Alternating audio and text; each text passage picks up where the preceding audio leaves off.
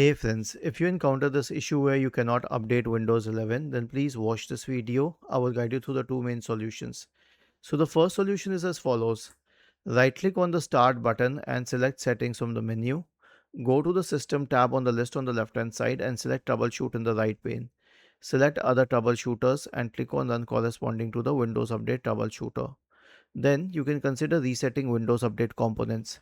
So copy this list from here. Search for command prompt in the Windows search bar. Click on Run as Administrator, paste it here and hit enter. This will stop the services associated with Windows updates. It will delete the Windows Update profile. It will delete the contents of the software distribution and catroot 2 folders. It will re-register the DLLs. It will reset WinSock and finally it will restart the services. Was this helpful? If yes, then please subscribe to the channel. If not, then let us know in the comment section of the video on how we could help you further. Thank you for watching this video and have a nice day.